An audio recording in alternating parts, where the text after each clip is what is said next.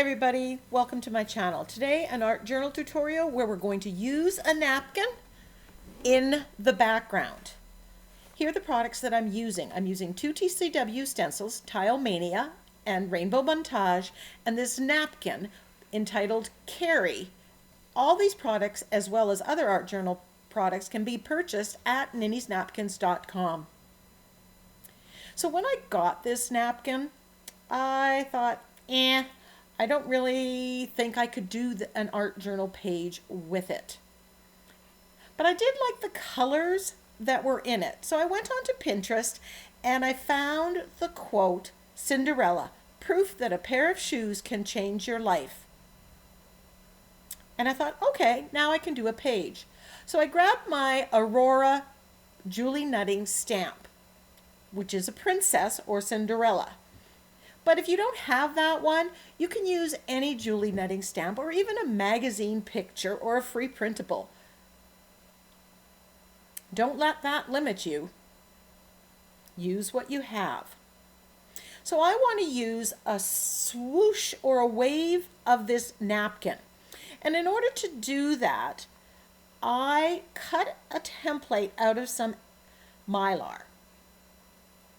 And I wanted this clear because I wanted to be able to see what part of the napkin, which shoes I would use on this page. I wanted to have it look a certain way. Now I've cut a template out of tagboard, but it does cover it up. So the acetate here, or the mylar, really works well for this. So I'm putting it on the page, which is my 11 by 14 Canson Mixed Media page. And the napkin, you can see, fits right across the whole thing with a little excess to cut off. And I'm just playing with the composition. And once I'm happy with where I'm going to place this Aurora doll and what shoes are showing,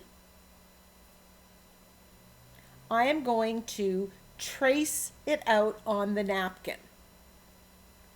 And here I'm just grabbing a pen. You can use a pencil. You don't want to use something that's going to rip the napkin, and the pen really didn't. Now you might be saying, oh, but you're leaving that blue mark.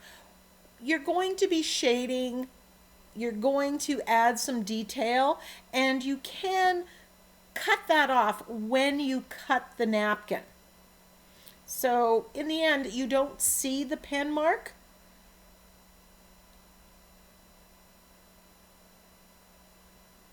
This is something that I really want to do with a lot of napkins. Some napkins are more suited for using in the background, but maybe not the whole background. And so I thought, I'm going to invest a little time and make this mylar template that I can use again and again and again. So there I've simply traced this wave out. And when you go to make yours, just make something that looks good to you. It doesn't have to be exactly like mine. Play around with scrap pieces of paper till you get a shape or a wave that you like, and then go with that. So I'm just cutting it out. Now I've kept all the plies of the napkin on until I have this cut off. It just gives a little more stability to the napkin. So now I'm going to play with this. Now I have different parts of the napkin, and I put that other one on. I thought, oh, maybe I'll put it on the bottom. And I did play around a lot with it, going back and forth about here. Now the quote that I had printed out, it's a little large for how my composition is coming in, so I did shrink it down on my printer, and I use a laser printer. So here I'm putting down this other part of the napkin. See, I've got the wave here, and I'm thinking, oh, that would look nice too at the bottom. So again, don't be afraid to play with things and experiment. There's always more than one way to doing it. So if I cut out the napkin, then I can put it on top and bottom. And I'm sure you're going to see me do some variations of these with other napkins. Because like I said, that's something that I want to continue doing. So once I've decided which part I'm going to use, I'm putting that template back on, my Mylar template, and I'm tracing with my Inktense pencil in the color that I'm going to be painting out. I'm going to be painting out with pink, so I used a pink Inktense pencil. So I'm just tracing that because I am going to do some painting on the top and the bottom before I glue the napkin down. So I want to have a good idea about where that napkin is going to go, because I don't really want to put any paint there. Spoiler alert, I mess up, but the benefit of that is I'll get to show you how to fix your problem if it happens to you. So I grabbed my stamp platform. This is a Tim Holtz one, and my Aurora Julie Nutting stamp, and it won't stick. So I thought, oh, no problem, I'm just going to put some tape on it. But my tape wouldn't even stick to the stamp. So I washed the back of the stamp with rubbing alcohol, and it stuck to the stamp platform. So let's proceed. I'm using archival ink here and stamping and then putting more on just to get a good impression. Now at this time I wasn't sure if I'm going to paint the dress on and then I get another idea. But now that I have the stamp platform out and everything's lined up, I'm stamping a couple of the images. One's going into my stash that I'll be able to use on another project.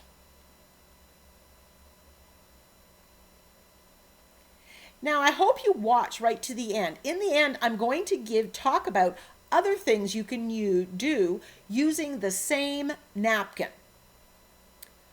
As I was looking around my studio, I noticed this gel print in this gold color. This is yellow oxide.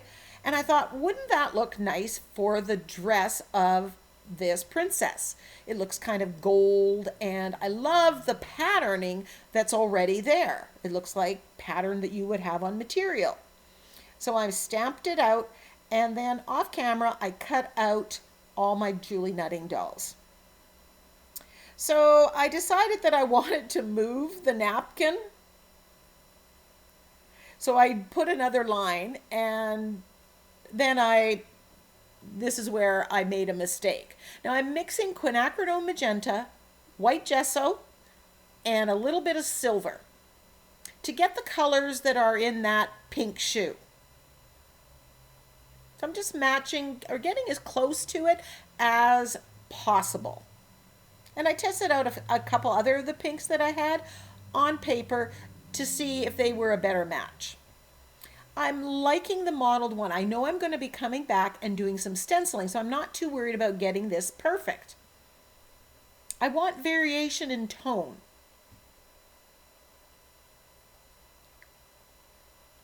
This is the Rainbow Montage stencil, and I'm coming in with straight on quinacridone magenta and just pressing that in, and that's giving this beautiful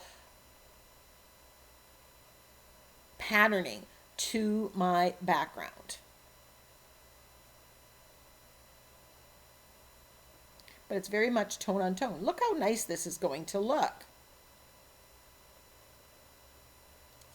Now I should have gone to the second line. Right about there I realized my mistake, but I know I can fix it. So stay tuned. We're going to show you how to fix that mistake. I went too high. So the pink is going to go under the napkin, which means you're going to see it because the napkin is going to go translucent when you glue it down. So I'm just going to do the Rainbow Montage stencil. This is, I find, a very good basic stencil that I've used quite a bit. This one's called Tile Mania, and it's one of my favorites. And I'm going to stencil on here with black. Remember that the shoes, there's black and pink. That's what drew me to that napkin in the first place, even though I wasn't thrilled about shoes. As I said earlier, at the end of this tutorial, I will talk about other ways of using this same napkin, especially if you know people who love shoes. or if you're someone who does craft fairs.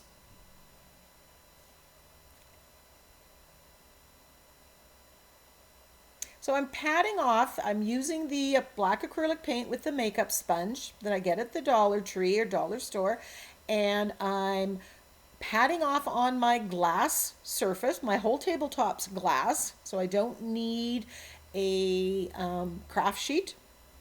The paint comes off of it so easy. And I'm just adding the black to it, but you can still see that rainbow montage. You can still see every layer is there. So we've added a lot of layers here in a very simple way. But simple's not bad. So I'm just going to give that a dry before I glue on the napkin. Now we've got some of that pink and we've got to fix it. So I am simply, once it's dry, going to paint it out with white gesso. Easy peasy. I'm kind of eyeballing it here, putting the napkin on, being careful not to get wet paint on the napkin.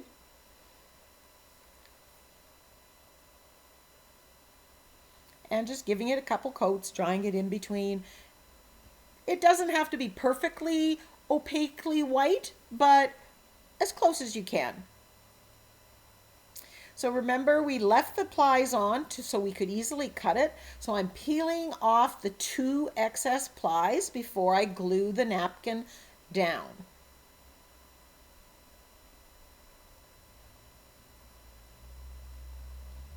Wouldn't it be fun to get 3 different napkins that have kind of coordinating colors and make different swaths of pattern through a page and have that as the background? So I am still struggling a little bit. I have still too much of that pink showing through, and I don't want to see it coming through the napkin. So I use my template, get that line in there, and I'm just painting out some of the color.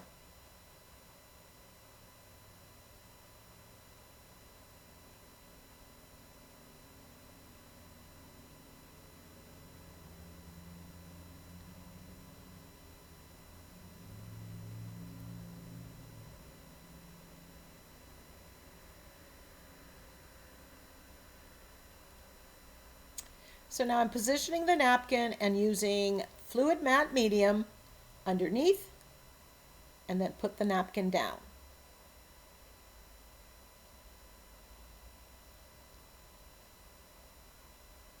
And you can see where a little bit of that pink is showing through. You can see it, but I know that I'm going to be shading and adding some detail to the top and the bottom of this napkin. So I'm not overly worried yet. I did accidentally rip my napkin right by that one blue shoe or pink shoe right there. But fortunately, that's where the doll's going to go. So, whew, saved. So I'm giving this a good dry before I go on. I cut off the excess, and now I'm taking time to edge the page with black. I want to see what it looks like before I go on and do any shading or any of the other finishing work. And I'm edging my sentiment as well.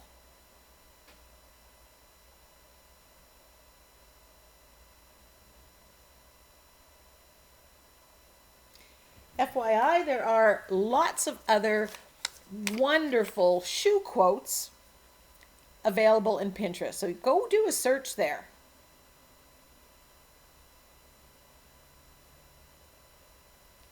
So here I'm just going to edge the top and with my shading technique, and then I'm going to shade underneath the napkin as well and get a little bit of black there.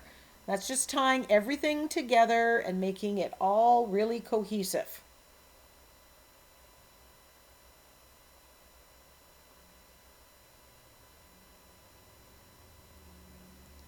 Another quote I found in Pinterest said, "Forget the prints, keep the shoes." And another one, "Any fairy tale can come true with the right shoes."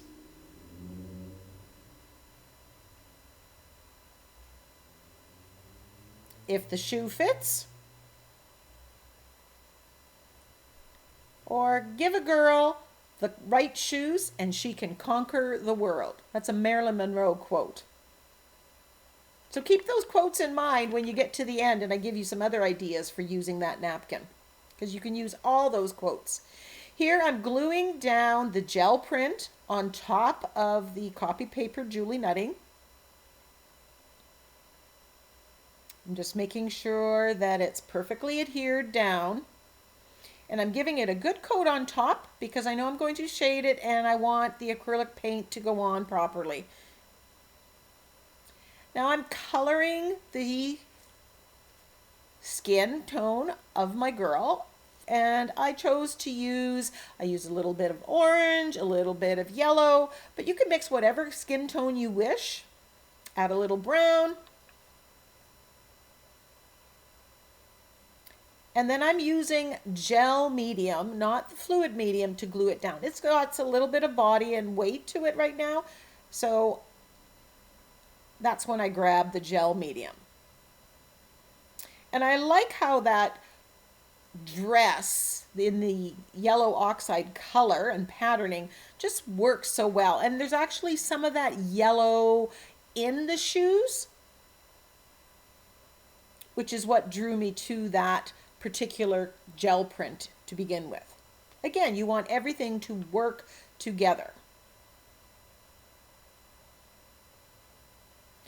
I can see some pink peeking through, so I'm just taking a little white gesso and whiting it out.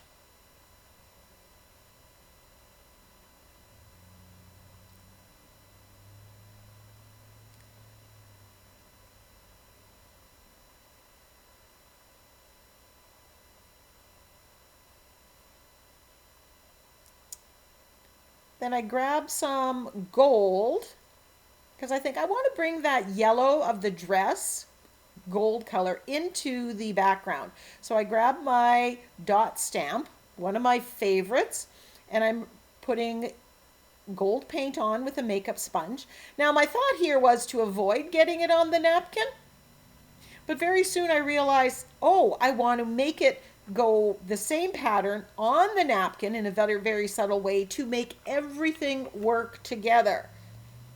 So right about here, I think, oh, I'm going to put it on that white part of the napkin. So I don't want it on the dress, so I use that as a cover. And then I am putting it, trying to avoid getting it on the shoes, but it just made everything work together.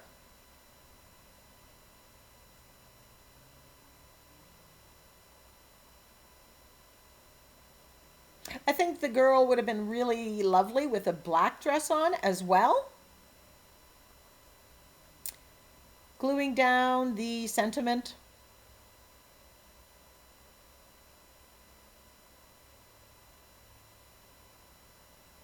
I'm cleaning off the gel medium before I put it in the water. I just get out the excess. And now I'm painting the crown gold, and I do the hair, a little bit of brown, a little bit of yellow. I didn't want to go totally blonde because, or yellowish, yellow blonde, because there's a lot of yellow on the page. So I wanted a little bit of variation.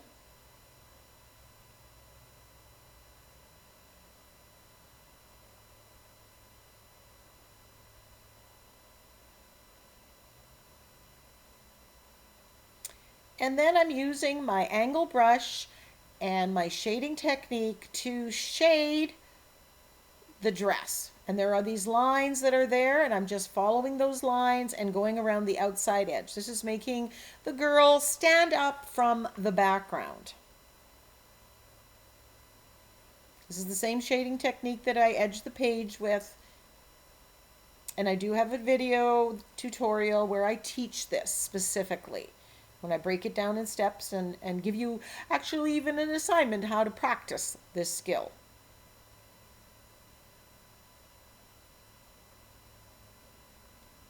So there we have our finished page. I love how it all came together. So let's talk about other ways to use what's left of this Carrie napkin. So I've got shoes on here that I can water cut out. I think they would look cute if I water cut them out and paint a background for a mini composition book. A perfect gift or craft fair make for those shoe lovers. Put one of those quotes that I talked about earlier or that you found in Pinterest. You can make tags, and you can add, like after water cutting the shoes out, you can add as many as you want. Now these are both 4x4. One is a coaster. So if you've got a shoe lover in your family, you can have a pink set of shoes, the gold set of shoes, and the black pair of shoes, make a whole set, or do it on a fridge magnet. Add that one of the sentiments and away you go. Any fairy tale can come true with the right shoes. If the shoe fits, forget the prince, keep the shoes. You can also use these on a card. Here's the one that I cut out, and actually this will go right on the card. I can paint the background there pink, do a similar kind of treatment with stenciling at the top, and add the sentiment.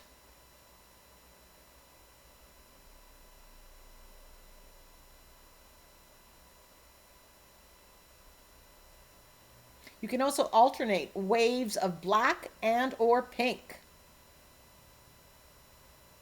And lastly, you can cover a notebook, especially if you have somebody who absolutely loves shoes.